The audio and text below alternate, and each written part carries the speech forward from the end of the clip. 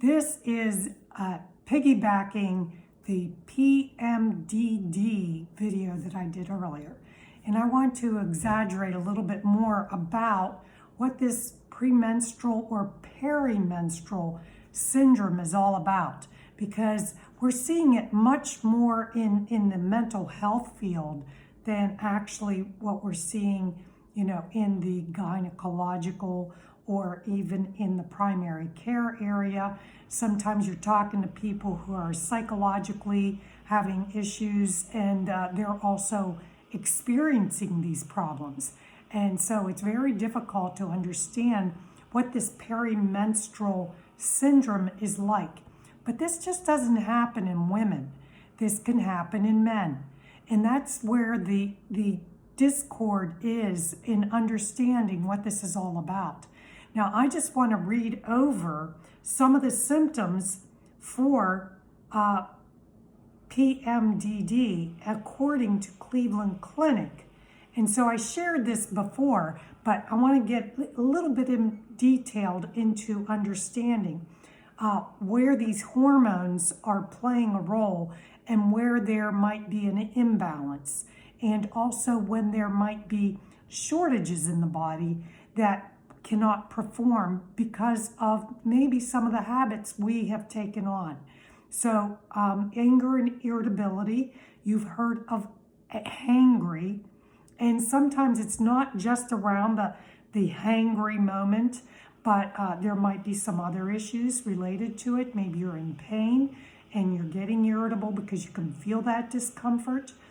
There might be something else that's triggering you. So anger or irritability, that's an emotional response.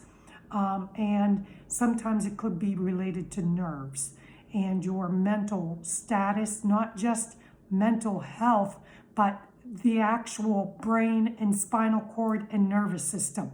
What's going on there? What is happening? Feeling on edge, overwhelmed, or tense.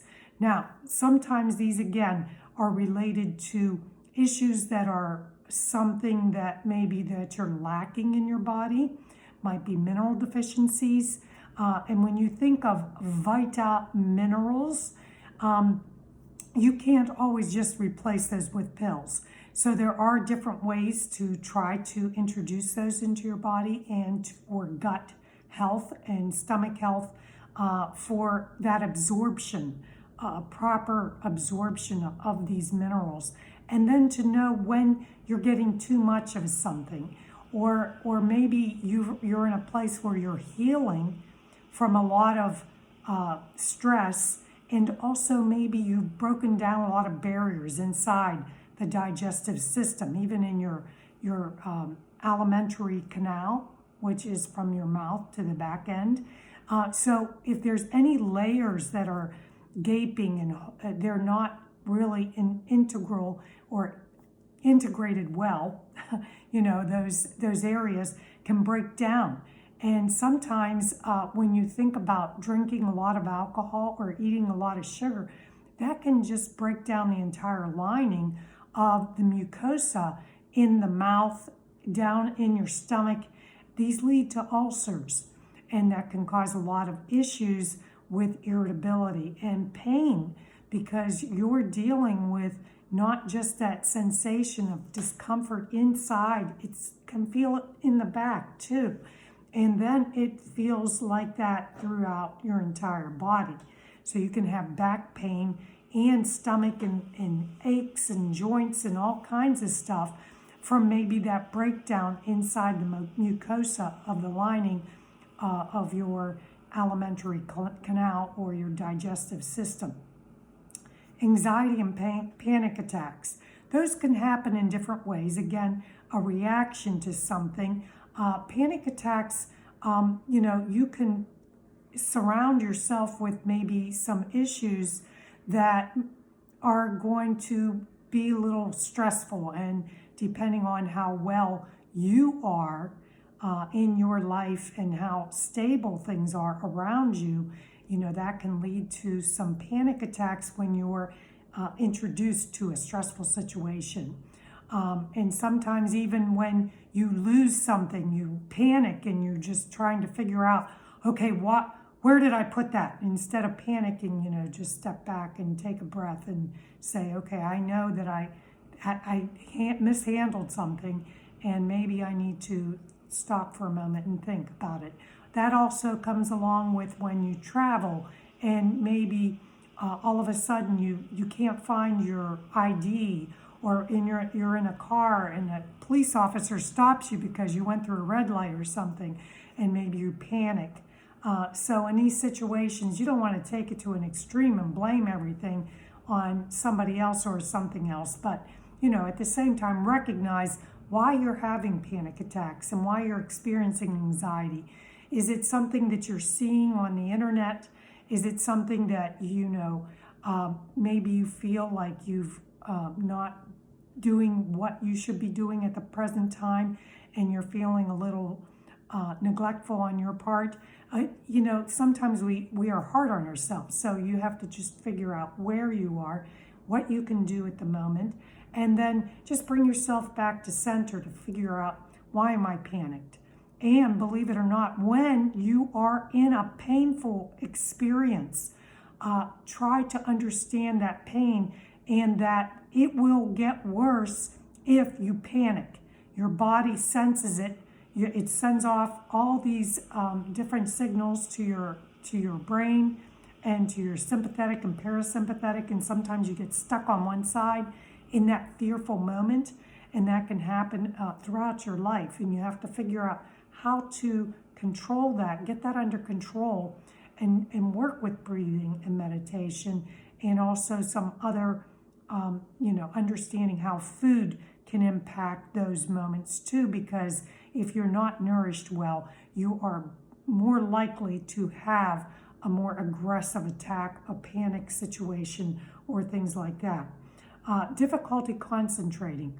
Now, when we talk about difficulty with concentration, sometimes that's related to processing, digestive processing, and understanding that if your liver is not able to process some of the things that you're bringing in, as well as your pancreas, then you're going to be in a situation where your body, if you've ever heard of, I've mentioned this before, encephalitis or encephalopathy, some of that comes along with drinking alcohol. But these can happen also in a diabetic state. And also when you're recovering, your liver, if your liver's been in a bad way and some of the viruses and bacteria have taken over in the liver, then it's going to take a time of healing for that liver to resolve itself. And those lobes in the liver have to, manage the healing process. Same with your kidneys, same with your pancreas, same with any organ, especially the brain. So, when you think about these types of things, you want to be able to understand how, that there is a healing process with the breaking down of cells and rebuilding. So you must be aware and be comfortable in knowing that you have to be compassionate with yourself before you offer that compassion to everybody else. Have a heart for yourself and to know that you are healing. And maybe it's been many years that those things have broken down. We don't, Rome wasn't built in a day and rebuilt in a day. And, all that breaking down it can happen over time. Same with diabetes. It just doesn't happen overnight. And sometimes these hip issues and these knee issues and all these things that we're dealing with, we want that easy fix. Sometimes we panic and we run to the doctor. Well, it's good to see if there's an acute scenario where you have a hole that needs to be repaired. And I want to say that very carefully you must be guided through that, because intestinal tears and things like that, those are so sensitive because there must be nutritional support around that, or they will not heal. And then it will cause problems down the road. Now, fatigue and low energy, that goes on the same level of bringing in the nourishment, and understand how to level things out during the day. These are all around this PMDD. You have to understand management of not just your daily routines, but also of how that food is injected throughout the day, and it must be whole foods that have fiber in them, and not just sprinkle fiber over a drink, or put it in your drink and just drink these drinks all day long. You need a whole plant-based food for your body to be able to function properly. That's how it works. So thinking about that low energy, 4 o'clock, sometimes people are just kaput, and then you have to take a nap. Now, while you're recovering and healing, those nap episodes are important because you may need to heal throughout your time. Short little naps can be beneficial.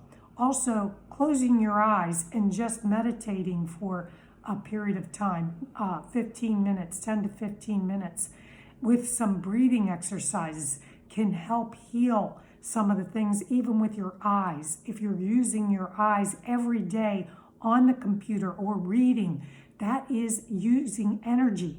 Okay, you have to understand how these eyes are connected directly to the brain. All right, so same with the ears, your eyes, your senses. That's why when you see diabetes, you see all the senses are affected. Your taste, everything is affected, your sensations. So all these things must be kept in understanding how the body works with absorbing your nutrients, giving your time to digest your food when you eat, in all those 5 W's that I mentioned. And you can add your own W's, and knowing your portion size, because your body can only process so much of each food at one time, okay? And you should incorporate all of them to work together to get that steady energy throughout the day. Okay, now food cravings, binge eating, changes in appetite, those can occur. Binge eating, now those binge eating episodes could be from another whole episode on binge eating, because sometimes it's emotional and you have to look at yourself and say, why do I binge eat? What is it? Is it the attraction of the sweets? Is it because I am here, it's a comfortable place for me and this food is providing comfort? What is going on? Are you bored? What's causing this binge eating? Now, I used to binge eat in some ways. I was not someone who would binge eat and throw up. That's one thing I could say, is that I would enjoy my food. I had company around me. It was not to that degree, but I do know that some people get stuck into a cycle where they're binge eating and then they're throwing things up, and there's some toxicity related to that, but there's also some things about internal wellness related to that, because you're relying on those sweets and those foods and they're not giving you any comfort. So then it's something about, what do you love about yourself? So if you love yourself and you want to learn how to love yourself, then you want to learn how to dive into adjusting the atmosphere with your eating and not to get obsessive with it. Okay, so headaches, migraines, oh my gosh, huge problem across the board with, why do we have Tylenol and all this Advil and all these pain medications over the counter? We rely on them because sometimes it's because of all the stress we put on ourselves, all the food that we put on ourselves. Sometimes we're overstressing our body with exercise and all these heavy things we're putting on our body. But those headaches and migraines can also revolve around another issue around toxicity, heavy metal toxicity, and problems related to that. So we're coming back into a space and understanding where our water's coming from, where our foods are coming from, what they're sprayed with, what's going on with the soil that they're grown in. All these things are connected, and why it's important to know what you're putting in your body and how often, and then know that you should give yourself breaks throughout the day with eating and drinking. Sometimes we're drinking all day long and we're putting something in there that's stressing our organs for too long. And then we get very fatigued from drinking, So you're drinking, you're nursing your coffee, you're nursing your juice or whatever it is, or those electrolytes you think you need all day long. And sometimes you're just overdoing it. So think about how you're eating and what you're eating, where you're eating, when you're eating. Those are those 5 W's. And who with, or is it by yourself? and what are those atmospheres that make you want to indulge in some of these foods that are like, oh my gosh, I just can't wait for that pizza. And sometimes you overeat the pizza or whatever the food it is that you're attracted to. Okay, insomnia is all related. These are the 5 points of awareness, because if you don't get that sleep, this finger's going to go up a lot and you're going to have a lot of irritable days. That sleep is so necessary to get 6 to 8 hours. And I'm going to say the 7 number is probably the average wellness number, because those 6 to 8 hours of rebooting all of the cells in your body, allowing your brain to rest and reboot. And then when it comes to all these, when you're eating your last meal and what you're eating can affect those dream states.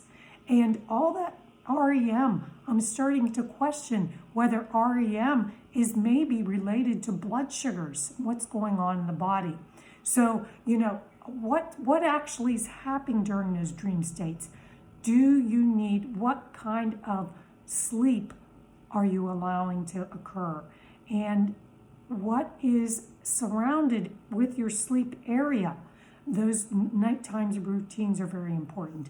Okay, now I'm getting a little long in here, but we're talking now about mood swings and how this is a big part of PMDD, or even PMS on steroids, because that's pretty much what PMDD is. Now, it was not called or never recognized as a dysmorphia when I was a young girl. Yes, they told me I had PMS, and that's what they told most women, you have PMS. And then around birth, what happens there? When you're not sleeping, when you're not eating well, when you're stressed, when you're on your feet, when you're taking care of everybody else except for yourself during pregnancy. Some women are working 12-hour shifts like I did during pregnancy. What does that do to that child? What are those hormones that are emitted and that stress that is carried over to that child during pregnancy and beyond? So think about those, because you might have gathered some of that stress internally from your mother. You don't want to blame her. You want to recognize it and you want to address it. So now I'm going to talk about what the treatments that are usually offered through some of the conventional practices. And much of this is related to what they can offer you as a pill. Now, antidepressants are the first thing that they suggested for me. And I was on Zoloft for 20 years. Did I need to be on Zoloft? I didn't know how to address what I was dealing with my behavioral issues. So that's where you must turn to. Look at behavioral issues, because what we're looking at here with antidepressants are SSRIs. And SSRIs are selective serotonin reuptake inhibitors. And when you talk about serotonin, you're talking about some of these serotonin and dopamine. And those are not just related to electrolytes, those are related to hormones. And that's that environment in the brain and those neurotransmitters that need to be working properly and connecting in order for our nerves to work in a wellness way and not to overreact or to be super sensitive. You hear of all these children that are super sensitive to sights and sounds and all this hyperactivity. That is related to serotonin, dopamine, and neurotransmitters. So you must be aware of that. And if they're putting you on sertraline or fluoxetine, I'm sorry, I'm getting this wrong, paroxetine, hydrochloride, you got to look at, and like I said, there's a lot of different, Zoloft, there's a lot of different other antidepressants that I have right in front of me to offer you. But, when you start to think about that, or anti-anxieties, and then you're pairing those up with antiemetics, and then the digestive solution problems, you're going from one thing to another, like Tagamet and all these over-the-counter GERD problems. So this is all connected, and you have to understand that these are what you're digesting, your digestive rate, what you're allowing. If you've got a lot of burping and belching going on, maybe you're not taking time to just sit, relax, calmly, and eat. And if you have other things around you, it's going to cause some agitation. Okay, so when you think about antidepressants, that was the first thing they put me on, antidepressants. And actually, the anti-anxiety, I was on Xanax for a long period of time. Now, coming off of those is a weaning process. And I want to tell you that you must start first with nutrition before you wean off those pills. Because I weaned off the pills without being nutritionally stable. And that sensation of waking up, it was like you were just waking up in a space, and it's like, I don't know what to do with all this. Oh my gosh, I'm awake, and now what do I do? So you will get some energy back. It'll be a different type of energy. You must recognize that when you wake from coming off of some of these pills, how to manage that. And that's why I say wean slowly, work with a physician, or you can work with me, but you must add the nutrition first for all those neurotransmitters to be working congruently and to come to some homeostasis so that you can tolerate that weaning process and come off those pills. Okay? It's a weaning process, especially if you've been put on high doses of any kind of mental health drug. It's a weaning process. You've got to stabilize your minerals in your body, the absorption rate, the healing process inside, because you may have damaged a lot of things inside, and it's going to take some time. And you've got to give yourself some love to be able to get through this, all right? And if you were in very high stressful, high caregiving scenarios, you have to understand how to to embrace meditation and nature and all the things. And I'm looking at a window, so I always look over there when I think about how to meditate, but I always use my back porch, windows, go to a window, find a tree, find a park, find a place that's going to make you calm things down, especially if you have children that are dealing with the same issue. Okay, so hormonal birth control, big issue right now. A lot of people are put on birth control, and for different reasons. Now, I was very fortunate that my mother would not allow the doctors to put me on birth control because I had irregular periods. Now, I had heavy periods with heavy PMS. A lot of people are missing their periods. Now, sometimes you can go skip and do all this jumping around when you're young. And why is this happening? It's because you're not eating properly, first of all. Your circadian rhythms are off. Your eating habits and your hormones are off. And therefore, this birth control is supposed to replace. Now, you're thinking about even during pregnancy when they have to give you Pitocin. Those are replacement hormones. When you think about birth control, it's controlling your hormones. You think about antes and some of these reuptakes or some of these other things, these words that are placed on these types of medication. Why? So you're using an antihistamine. You're using an antidepressant.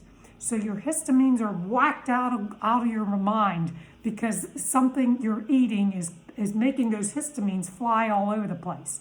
Okay, so you're trying to figure out what it is. And sometimes it's wheat. Sometimes it's egg. Sometimes it's, it's those seven. There's 7 of those different sensitivities and allergy foods. But you're not just going to find those, because now that we have inundated everything with sugar, you got to slowly pull that sugar, and then you've got to find a different way to address and absorb another food that gives you that flavor and doesn't take away. You want to be content, but you don't want to overindulge. Okay, so you have to get to a stable place before you can do anything. And taking the sugars out of your diet will reduce those histamines because that's part of the problem. It has a role. You may not understand it right now. You may think that the brain just constantly needs sugar. No, the brain needs sugar in small doses over time. Okay? And if you're feeding it too quickly, all this excess sugar, you're going to make all these issues with leaky gut, leaky brain, leaky intestines. You're leaking all over. Your kidneys are leaking. Everything's leaking. So that's why you must worry when you talk about birth control and all these things. I know it's a difficult thing. I know it's not easy. The rhythm method is why the Catholic Church came up with that, but you got to think about how these things affect the body. All right. I don't have any one answer for you, but I can tell you that if you've been put on replacement hormones, bioidentical hormones, or any of these things, they will affect you to some degree, and it's probably because you were lacking hormones, okay? And maybe you too quickly went into, you're entering into menopause earlier than you should. Some people enter into menopause before their 30s, Why is that happening? And their thyroid's all screwed up and they're going to hypothyroidism. They go from hyper to hypo. So birth control, there's all kinds of different types of birth control. And I hear everybody's talking about Depo this and Depo that and estradiols and all kinds of things. So I just say manage as best you can, but support your body and your hormones with, because insulin is the hormone of the pancreas. And if you're pushing that pancreas one too many times and asking it to deliver that insulin, then you're definitely going to run out of insulin. So, but these can be rebuilt. And the thing that I suggest to anybody who is on insulin is to support your body for it to heal, because you just don't take insulin for you to eat anything you want. Support your body to heal so that you can also be weaned from that insulin. That insulin comes from an animal.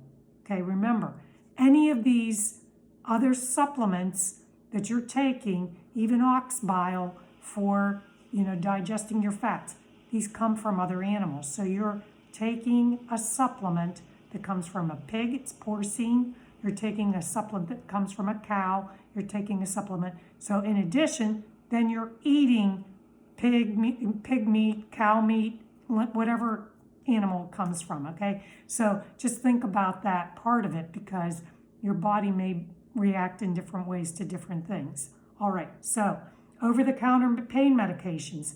If you're having cramps, it says dysmenorrhea. Well, there's a lot of things happening, right? We're all dysed.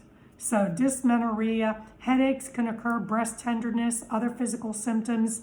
So you tend to run to Midol and you tend to run to Tylenol. And I was put on mega doses of Motrin. I was on up to 800 milligrams when I was in late middle school, going into high school. Can you imagine what that does to your liver? So think about that before you grab that Tylenol or grab that Motrin or grab that whatever's out there anymore on the market, Midol, because all these things have an impact on our body. You must look at what you're feeding your children, look at what you fed yourself, look at what you're feeding your grandchildren, and understand that these have an effect on pain. All right? Regular exercise to improve mood. Why does exercise improve mood? It's internal, all this wonderful adrenaline that our kidneys, above our kidneys, the adrenals, are supposed to provide all this wonderful mood enhancements. And that's where they come from. That's why so many people are in cortisone and all these things. They're depleted from their adrenal glands, okay? You're getting pumped up with all that cortisol and all that stuff. It makes you feel great, right? You're getting shot up with all this stuff. Well, you can find this in food. And you can manage your adrenal glands and love them and support your adrenal glands, because those adrenal glands provide that when you say that you have morphine, where does morphine come from? Think about what you're doing. People are looking for pain medication for things that they're endorphins. The actual things that we supply aren't being supported enough, so we're looking outside of that. And we go to pain medication, and we go to all these things, and alcohol, and all these different types of things to reduce our pain. But really, it's just about what is inside. Are you supporting your body the way it should be supported? Okay, so that exercise, sure, it can pump you up. But if your adrenals in a state of fatigue, then you got to realize that maybe you just need to do something different. Tai Chi, yoga, stuff like that. Stress management tools. We talked about stress. Stress is the biggest problem with our society. We stress ourselves out on many, many different things and scenarios, and that stress plays with our cortisol levels. It plays with all the hormones in the body, because when you become stressed, and then that you think about those two sides, that parasympathetic and that sympathetic side, are you going from one extreme to another? Are you stuck in one side? Are you stuck in the sympathetic state or the parasympathetic? Which is it? How do you get that together to work when it needs to? That fight and flight, when you need to go into fight and flight. Have you been always in fight and flight? How to bring that back to center and to understand it. Okay, so when we talk about deep breathing, exercises, and meditation, these are a combination of Eastern and Western medicine, bringing it together and understanding, like the holistic nurses do. We try to bring all that music therapy, all these things are wonderful and brought into our life, and bringing it into balance, so that when we have a task, that we can focus on one task, complete the task, and go to whatever else you need to, so that your memory stays intact. And dementia is a huge problem in our society, as well as Alzheimer's, and sometimes it's because we're not enjoying actual things in nature and taking into perspective how much we're abusing our senses. Diane Greco-Allen, food relationship coach. This is all on the topic of PMDD and how to address it naturally, because we are trying to dig our own graves very early in life, and we don't really need to. You don't have to replay what your parents did. Diane, have a great day. Enjoy your today's Sunday here. I just hope that you find some brightness in your day, and that if you have any questions and would like to subscribe to my channel, I'd really appreciate it. I'd like any comments to be put in below, and then ring the bell so that you're notified each time that I put up a little video, and give me your idea of what you've been dealing with, or contact me at www.digestivedistresssolutions.com. Thanks.